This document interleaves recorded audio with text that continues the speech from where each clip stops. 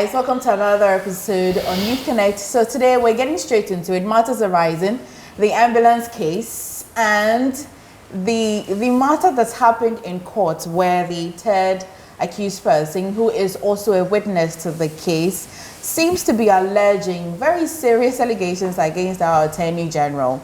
And so we're going to be looking at it to see how much that affects the case and even his office, especially the Attorney General, and whether or not these allegations are quite founded. And then if we have time, we'll also talk about the alleged sale of a certain percentage of shares and inside some hotels that SNIT has. The matter that we're going to be discussing is the Rock City Hotel and the alleged owner of it. And he's been speaking as well and says that, well, he's just a non-executive director of the company. Does it even matter at all because of the position he holds in this country as a minister or not? Let's get into it. This morning, I'm joined by 2 of my friends, Bernard Osei-Asibi, who is a NPP communications team member, and my very good friend as well, Benjamin Kwame Awankwa, who is NDC communications team member. Gentlemen, good morning. Good morning. Good morning, Emefa. It's good to see you. Good to see you too. I mean, before I came and I was asking my friends, I have a friend who is about 24 years,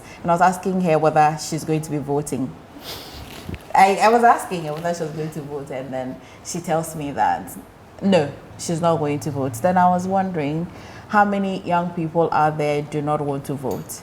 And maybe I want to have a conversation with young people. Do you have conversations with your younger siblings, your friends, you know, people who are quite just younger than you, and what's their feeling like?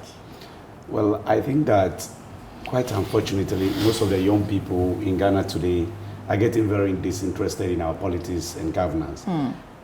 In fact, you will not be so much cross with them if you understand the fact that for years they've had brothers, sisters in the house who are supposed to be gainfully employed and help them also in their school and other things they do, and these people are in the house. So you see that they get a sense of what is going on. Even though they may not be so accurate in the decisions they make as to who becomes president on the others, they actually feel it when things are very hard. For example, currently we all know that things are not going well as a result of the abysmal performance of the Bawumia Nana-Addo administration. So you can see that I am very happy that if the young people are getting disinterested, there is actually hope for Ghana. It means that gradually they are the future. They may come gradually and come and form an alliance which will change the political terrain. Gradually, that's what I think.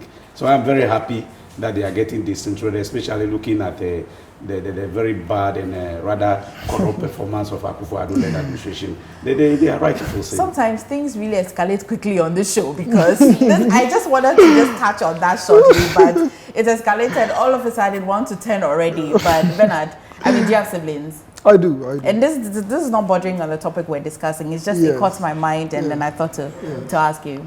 Yeah. What I would say is the youths of today have their own ideology about politics now, because it looks like politics is a game where you enter and then you make money, and then that is what the ideology many people are actually developing now. But I don't think that is it. For now, we have 5.1 million, Ghanaians who actually enjoy the free senior high school policy. That's a good number. Yes, and they are the new, actually, a lot of people of these new FSHS people are actually the ones who registered recently. So this, my friend, should find some seat and go and sit down. Yes, so if you have 5.1 million people coming from this policy, and then most of them are now registering to vote, I don't think you can actually tell us the youth are not interested in voting for this election, because they enjoyed FSHS. And since they enjoyed FSHS, they are going to actually thank Nana Addo for giving them voting the opportunity, of course, giving them opportunity to actually enjoy education in this country. Okay. So I think a lot of people are going to vote. They should they say it as if before Nanado and Bawumia came, the youth were not enjoying education. In actual fact, the free SHS itself is having a serious challenges. You might have had stakeholders in education and other serious. Okay, how did I even get here? Okay, I promise, guys. I'm sorry.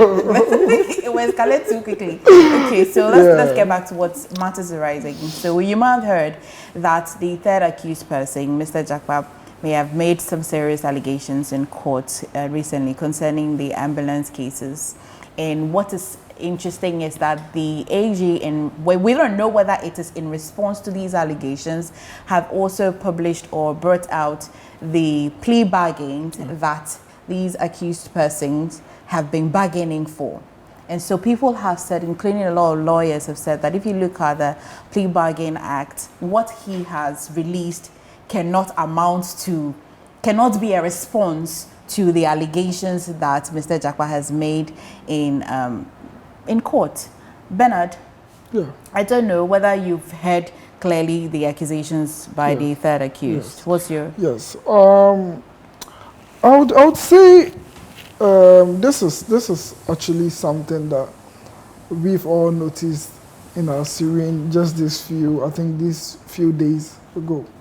And you see, Honorable Otto Forsen is actually a great politician, and we all know that. But he's actually in a position right now where he's actually facing the law. And he's not just facing the law because the Attorney General just wants him to face the law. It's because he's actually done harm to Ghanaians. What has he done? He had the opportunity to actually deliver something to Ghanaians, deliver something to us. And then he is actually in a situation where he's causing financial loss to the state, which hasn't been proven yet. But in his stance, he feels he's actually going to face the law, and then he's actually going to go to prison. Maybe. I'm not actually trying to... so is it that if they find him guilty of the charges, he'll be made to refund or go to jail, or the law provides that he can serve two? So you see, his lawyers are advising him very well. So yes, so this bargaining thing the Attorney General actually brought out, I think his lawyers are doing a good job for him. He has a lawyer Bassett. He's actually a very good lawyer. So this plea bargain actually is for the third accused. However, because the third accused is the representative of Big C, the company in Ghana, the plea bargain, by extension or by default, may reduce some of the charges that will be on the others, if you understand. So the plea bargain, I think, is from the accused person, the third accused person, Mr. Jakpa. I haven't seen a plea bargain from KSL to force him yet. I haven't seen a copy of that. But the plea bargains that we have seen dated 2023. My concern here is that this month was when the allegations in court happened. And so I'm wondering how that could be a response. And we know what the allegations are, just to remind you that the accused person says that the Attorney General seems to be engaging him to help provide certain information that may indirectly incriminate the Attorney General. And so we don't know whether this is him trying to... Is this some sort of justice perversion, or I don't know. I cannot. I don't think so. I don't think so. I think since they started this court process, we've all been following it, and then looking at the evidences provided by the Attorney General, everything looks so true that the minority leader actually didn't do what he was, supposed to do, and if not for the intervention of the president and then Minister Howard Kumsin, we wouldn't have, seen these ambulances around. And then he was given an opportunity to work for the country, to provide the country with ambulances. By the direction of his boss? By the direction of his boss. The then finance minister, or? Yes. Did he take the decision by himself? No, but he actually took charge of certain positions in getting to that point where he was supposed to deliver the ambulances. That is what we all know. Okay, so what's the challenge? The challenge is that the ambulances didn't come in the form and shape and nature that it was supposed to come. Yes. Was there concern about the cost and the amount? But that's why there's a plea bargain. And if you know what a plea bargain is, okay, we want the ambulances returned back to us. We shall pay this X amount of money, which the Attorney General has rejected. If you think he did his job in the right way, why would he actually go ahead to actually get himself getting a plea bargain now? If you did your job in the right way and you think you actually provided what you were supposed to provide, why would you actually go ahead to write a plea bargaining letter to the Attorney General? Okay, Benjamin. Okay, I see your premise. You get what I'm trying to say? So this is an admission of the crime or what? He should admit it. He should actually hold a press conference. You see the way our minority leader is actually very loud. He actually steps out to demonstrate all the time, go out, even saying words about the governor and all that. He should set up a press conference and tell Ghanaians that, he has caused a lot of harm to Ghanaians. He should tell Ghanaians. And then when he says that, I mean, I'm not taking sides, but when he says that, he says, okay, but the financial loss that I've caused you, this is the money back. Yes. So then would this still be? Of course. So you just admitted it. The admission is important to us. Is that what you mean? I mean, it's a serious admission, because for you to tell Ghanaians that. My question you haven't answered is. With regards Benjamin, I'm going to come to you. The question you haven't answered is that have you heard about the allegations about the third accused person, Mr. Jackman? I have heard Whether or that. not it's true, we don't know this, but have you heard it? How do you feel about it? You see, it's an allegation. Okay. You get it. But the Attorney General has issued statements after that allegation. Yes. And these statements, if you have seen, are all copies of the same person's plea bargains. Yes. It does not in any way, it doesn't vehemently oppose what the accused person is saying, Mr. Jakpa is saying, because he actually asked him to dare him. If you look at the transcript of what he has said, he's asked the Attorney General to dare him, and we're hoping that there's going to be a dare. But I see that the Attorney General is quite a gentleman and will not dare. But he wouldn't do that. He wouldn't do that. Yes. And it doesn't amount to anything for you. What I want you to understand here is, fine, you're actually accusing the Attorney General of something, but he has actually brought out a pre-bargaining letter from you. What does the plea bargain? It's got nothing to do with the accusation. It shows your admission to the crimes you are facing across right now. So there are two issues. For the admissions, we've got to leave it to court because the court has not brought us to the judgment yet. But we're concerned about the allegations that this accused person has made against our Attorney General, the man that represents all of us. Well, he has actually made his allegations. But fine, you've made your allegations. But your allegations you are making, trying to make it look, trying to make the Attorney General look criminalized in a way.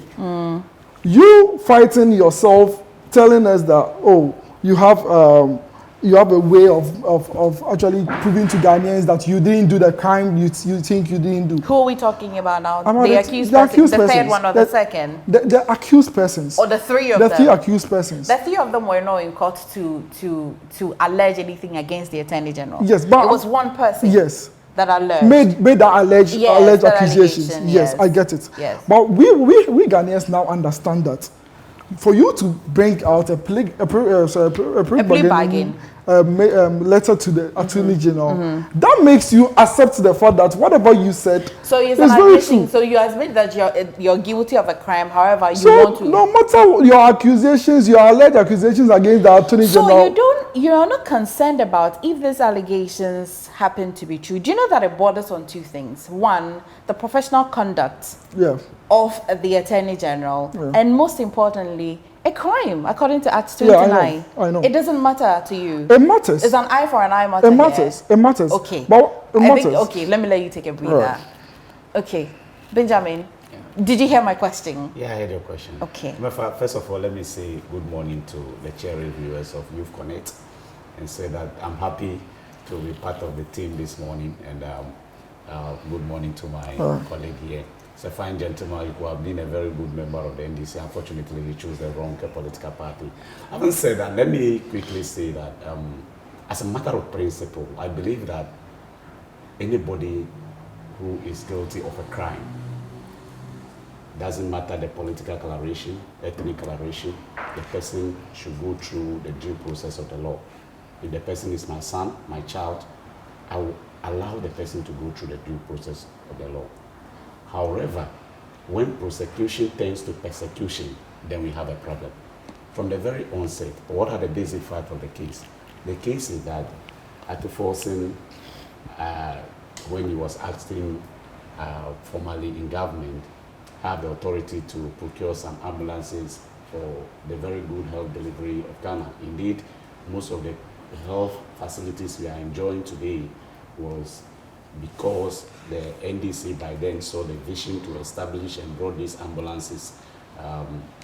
That is exactly what Atuforsen's mandate was. What did he do?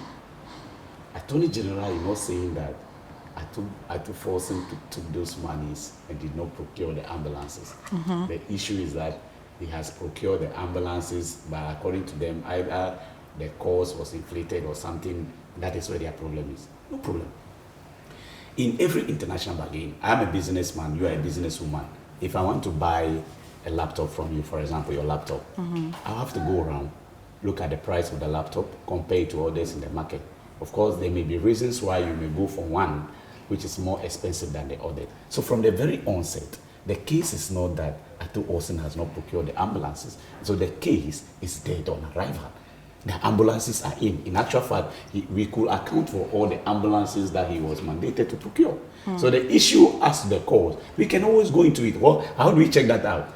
You call the people who the ambulances were procured from. What is the unit price? How many ambulances were procured? What is the total price? If that agrees with what Atuforsen has put down as a document, we are done. So but we cannot sweep the matter of using state funds at the time that you used to purchase it. I mean, we cannot just pretend that if the money was inflated, we cannot just let it sweep. Not at all. That's not my drift. My problem is that, you see, if Atuforsen had not procured the ambulances, the issue would have been clear that there is a crime or there is a possible crime there. The ambulances are there. The cost price is the matter. Exactly. And the fact that we're told that the ambulance did not arrive in the description as we thought it should be arriving. Yes. So if it's a product, would it be a defect? I don't know. I'm sure my lecturers will be angry. For transportation purposes, you have to. If you are bringing goods from certain countries, every country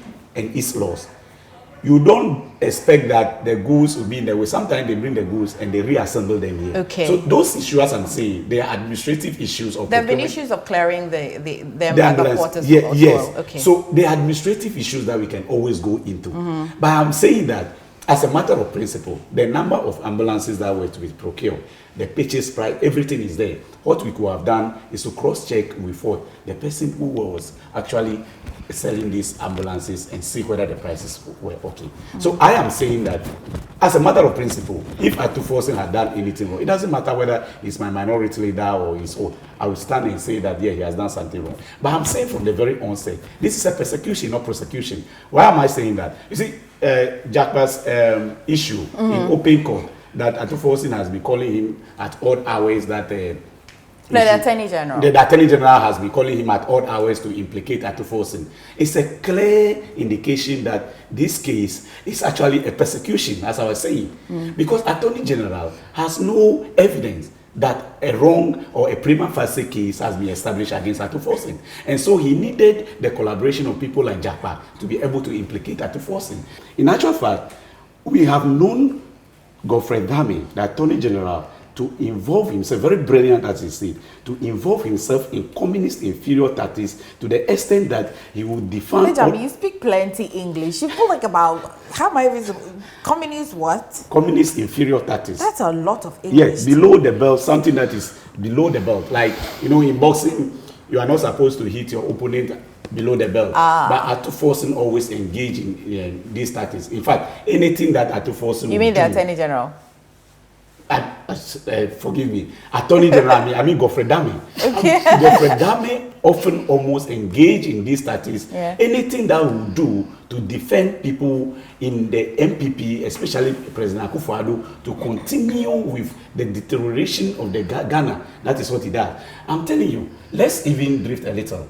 let's look at cases like Brana Champon purchasing Senate, a member of parliament. There are procedures.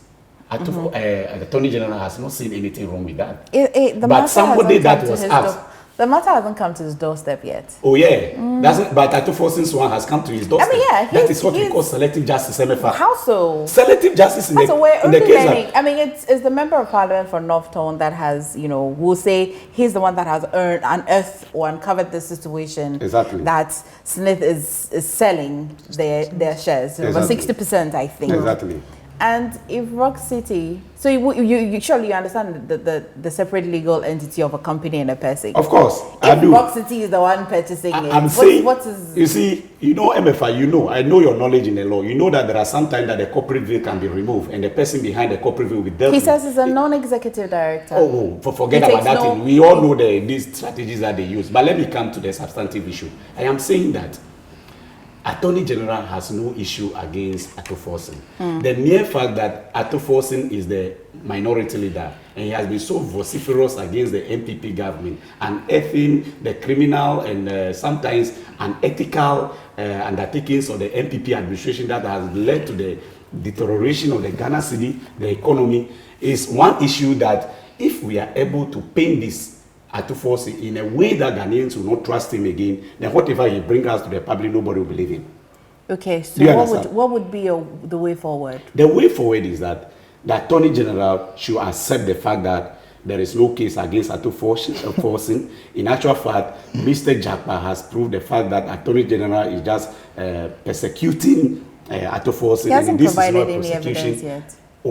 He hasn't provided evidence yet. In fact, the plea bargain that Atufosin put in the public domain actually does not rule out or negate the allegations. It is a knee-jerk reaction, and it is an indication of the fact that there is an element of truth in what Mr. Japa is saying. But we also know that the Attorney General wouldn't have the duty. He doesn't bear the duty of showing the evidence. You are alleging something against me, so you must provide the evidence. Emefa, if you call me at night, at odd hours, and tell me that I should implicate my colleague, or when I come to court I should say this, when I'm not even aware of the fact that in Ghana, anybody who tells you show evidence, in Ghana, if you have a case against somebody, they tell you show evidence. Yes. There are some things, that I'm sure that if it was a matter, if it was a matter like tort, if it was a torturous matter, then once the person who feels that they are being anything that's against them, they're going to be the ones proving. Yeah. But this is you people want to bring this matter under Section 213 of the Act 29. Exactly. So the Attorney General has no business. If it's so allowed, the Attorney General has no business showing the evidence. Of course. It will be Mr. Jakpa. Of course. You see, this issue is between Mr. Jakpa and Attorney General. There's no issue yet, actually. There's no issue. No. There's no issue. Mr. Jakpa has made an allegation. So you should bring the evidence. Mr. Jakpa has made an allegation that Attorney General has been calling him to implicate Atufosin. Emefa, that has ramifications for our judicial system. Attorney General is not Attorney General for MPP.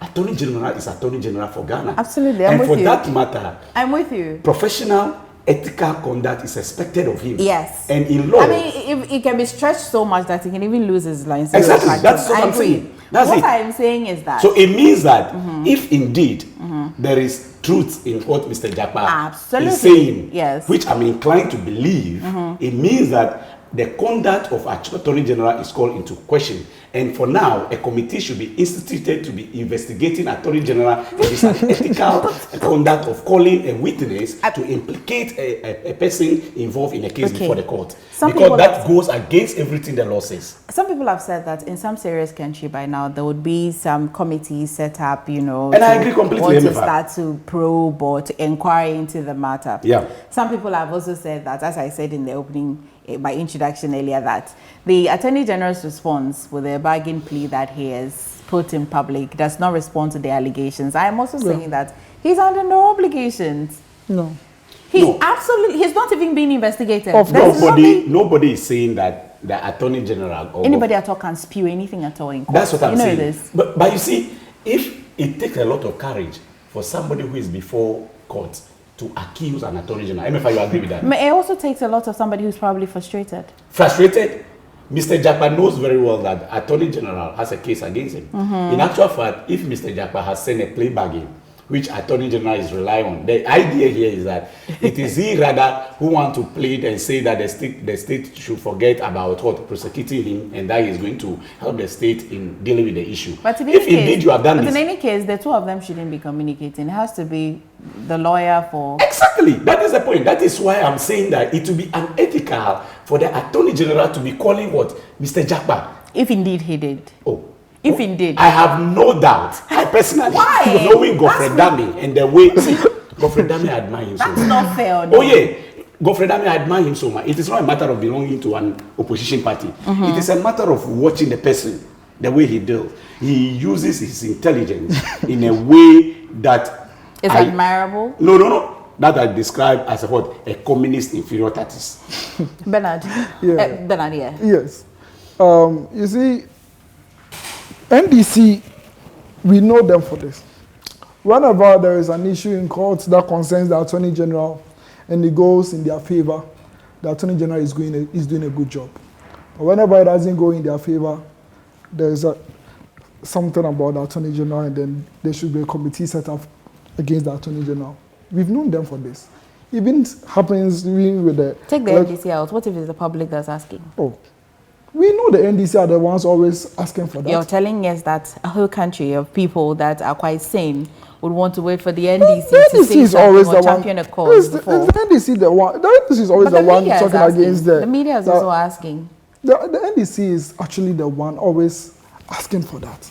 I know, I'm saying that. Yeah. The media, take the NDC out. Okay. Pretend this gentleman is not here. All right. Are you in any way suggesting that the public are not able to identify when they want something? I don't think there is anything faulty about whatever is going on. You don't think that? No, I don't think. Like, you don't think that there is anything faulty? What if there's evidence against? What if the NDC says for that? For now, there isn't. If there is, what would you say? Would you be surprised? For now, as it stands, there isn't any evidence. If there is, I'm only asking. What would be your reaction if there is? If there is evidence against the Attorney General for that action, I think surely there should be a committee that should be set up against him. He's working for the country. He's not working for MPP. So far as he was appointed by the president under our government, doesn't mean he's actually working for the MPP. Excuse me. The point is that we are not bringing it up. Mr. Jakpa, who is supported by the NDC. Why is he supported by NDC? Somebody went to open court. Do you know what? But do you know what it means that a company that has transacted business, made their money and moved on in life, they are plea bargaining through the third accused, who is their representative in this country.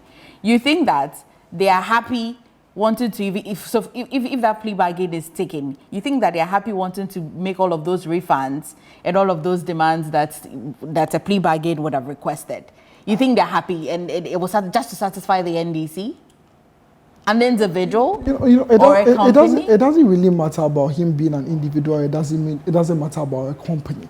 What happened was, it was a transaction under the NDC government.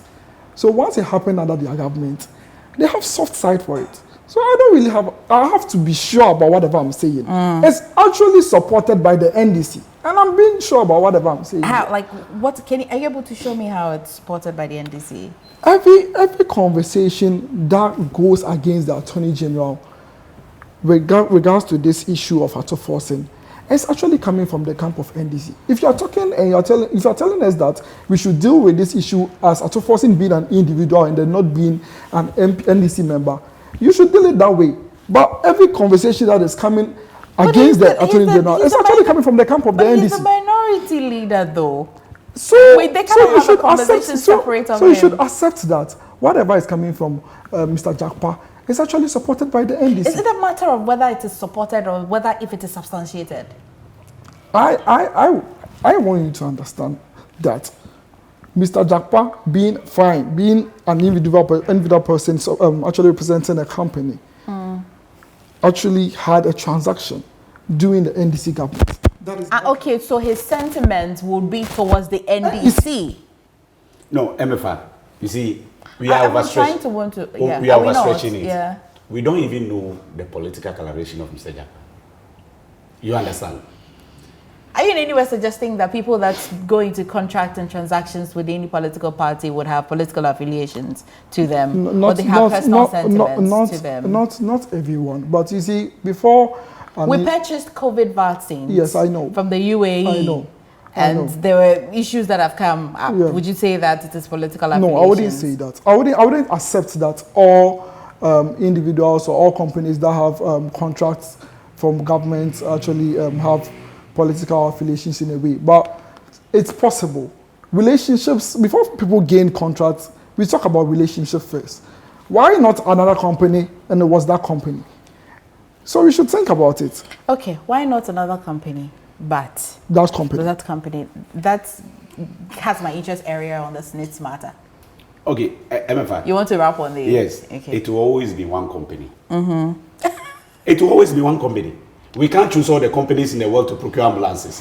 So if you ask me, why not this company but the other company, then when we choose another company, I also ask you, why that company but not the other company? That is the same way Rock City is actually having this deal, and then they are talking about it. So that is why it's Rock City. But Emefa, the point I'm making is that Atoforson's alleged whatever, because I don't see that there's no EV prima facie case against Atoforson. It's a persecution. Why is it a persecution? But it is a persecution because Atoforson has been mandated as his position in government. Are you asking that they should have established? Are you suggesting that they should have established a prima facie case? Exactly. No, Emefa, on the face you asked me to buy a number of machines or items for you. I've delivered those items. The delivery of the items is not in question. Without the equipment. Yes. Your problem is that perhaps the cost was inflated. Those are issues that we can easily find out. You understand? Yes. And so from the beginning, it was the position of the NDC that there was no case against our minority leader. However, the open best of Mr. Japa in open court, that the Attorney General is actually forcing him to say things that will incriminate Mr. Godfrey Dami, is indicative of the fact, and it actually goes to support the NDC's point that what the Attorney General is engaging is not actually justice for Ghanaians, but a partisan and a biased persecution of an individual who also is a minority leader of the biggest political party, opposition political party in Ghana, and possibly going to become a government. And that person has been very vociferous against certain negative happenings in the current administration. And that if we are able to break down Atoforson, then the fault of NDC in parliament will be broken down. And that if you cut the head, the tail has nothing to do.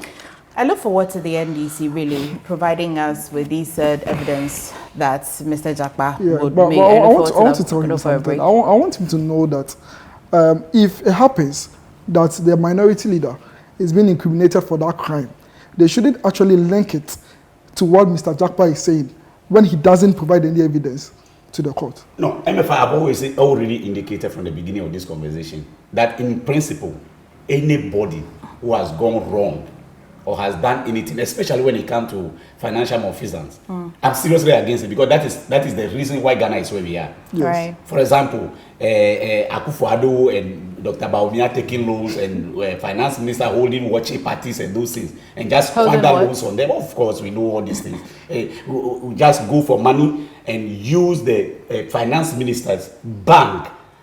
So the more Ghana goes for loans, the more money for the finance minister. All these things are things that has brought Ghana to its knees. So I am seriously against it.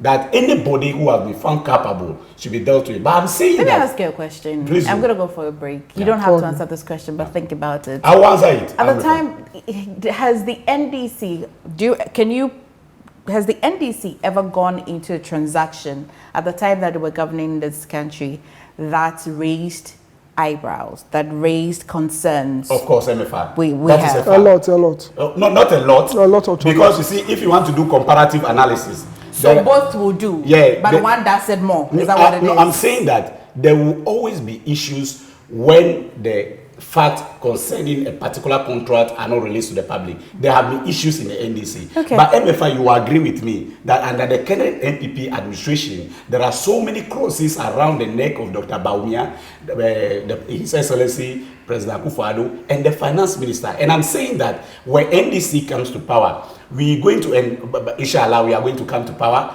And if we come, we are going to provide Ghanaians of the rot that the NPP has caused. The fact that our current predicament is not as a result of any international crisis. It is a deliberate and a forceful negativity forced on us by the NPP administration. We're going to reveal that. And most, I'm telling you that most of the NPP members of cabinet, members of parliament who engage in wrongdoing, they should prepare their lawyers down, because we are going to deal with them. We are not going to persecute them. We'll prosecute them. Is that persecution? We'll go for I said we are not going to persecute them. We'll prosecute them. Well, we'll go for a quick break, but just correction. So these reference to vaccines or COVID tests that I said we purchased was not from UAE, except that a transaction was purported to have happened between the health minister and then a UAE businessman. But these vaccines were from Russia, just to correct myself there. But we'll go for a quick break. When we come back, we talk about Smith, 60% shares, Rock City, Brian Champon. Does it even matter at all? Stay with us. When the news breaks, when decisions are made, when society says it has to be a certain way, as young people, are we ever part of the conversation? Hi, my name is Emefa Akosua Adeti, and I invite you to be part of discussing relevant issues, be it social, political debate, religion, or culture. Let's have our say. On Youth Connect, we shall spark conversations, challenge what we ought to, and find solutions that benefits us all. On Youth Connect, we shall bring to the fore your passion, most importantly, your voice. Don't just watch or listen, act. It matters to you.